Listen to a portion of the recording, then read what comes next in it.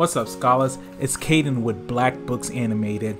Here are 5 takeaways from Blueprint for Black Power by Dr. Amos Wilson that every black person should know. If you're someone that desires to help improve your community, you would want to watch this entire video. And if you haven't already, go ahead and smash that like button. It helps with the YouTube algorithm, and subscribe to the page. Alright, let's jump in. Power is not always bad. Power in and of itself can be both a detrimental and a beneficial aspect of social relationships, and can be made to play the negative as well as the positive role in the constitution of human social life. The problem with the black community is that we have been indoctrinated to believe that power is a negative thing. Unfortunately, in many of our churches, we are led to believe that it is holy to be powerless, which stops us from trying to accumulate wealth or power. In order for the black community to advance, we must get rid of these negative associations with having and developing power structures of our own. Many black people are still in a form of mental slavery, even 150 plus years after slavery. Point 2. Economic powerlessness means political powerlessness. The idea that the African American community can exercise effective power politically or otherwise without simultaneously exercising economic power is a fantasy. The elections of black to high office, even to the highest office, and their platinous appointments to various courts, powerful dictatorates, boards, commission, heads of multinational corporations, powerful regulatory agencies, and the like, will do relatively little to enhance the power of the African American community or release it from its subordinate relationships to the white American community. Ultimately, the power of office reflects the power of the constituency it represents and which supports it. As long as the African American community is relatively weak, so will be its representative, no matter how high their office is. And this community will remain relatively weak as long as it remains in relative economic disorder, and will not amass and effectively utilize significant wealth.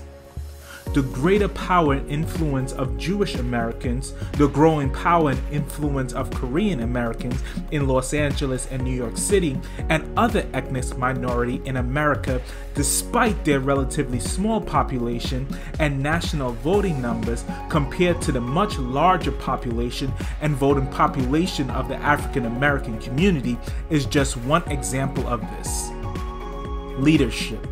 The relative powerlessness of the African American, as we have demonstrated, is not due to an absence of resources, but to the misjudgment and misguided intentionalities of their leadership.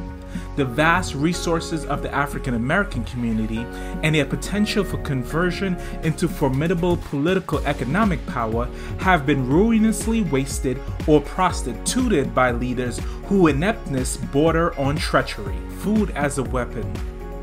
The dependency of a lot of African nations on Western food distributions mean that the West may use food as the ultimate weapon to maintain its domination of Africa.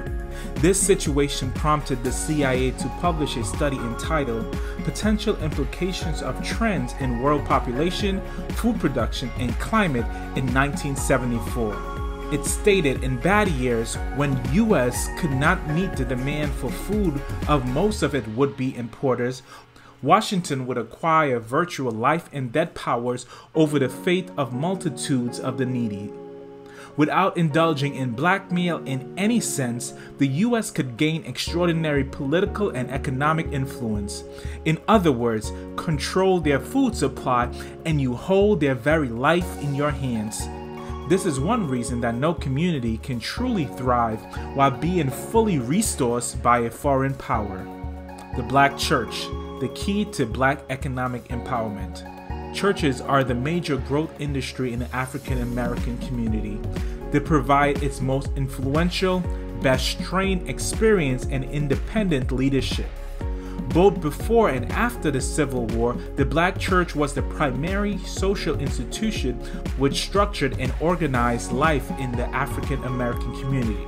But Christianity, as a central cultural institution, has not empowered the Black community in the same way it has empowered the white community, or as it has the other alien Christian communities, or in ways other communities are empowered by their own religious institution. As a matter of fact, Christianity, as it is practiced in the African American community, has probably done as much to disempower that community as it has to empower it. Wilson believes that the church, for all its financial and institutional power, could have a more significant effect on the communities that it resides in. One of the ways in which Wilson argues that the church has hurt the communities is by its attempt to moralize every problem. This argument would then mean that every problem could be fixed by moral means. His strong critique of the church does not come without any suggestions or examples of how churches could help to advance the community, and even more applicable examples of how churches have had success in the past in advancing the community. He gives one example in Allen AME Church in Queens, New York, how the church was able to restore the community by buying low-income houses for seniors, homes for its members and the community members, and starting businesses that hired hundreds of people within their community. Okay, scholars, thank you for watching. If you haven't already, please hit the like button. It really helps out the page. Subscribe to the channel and hit the bell to be notified of when we post something new.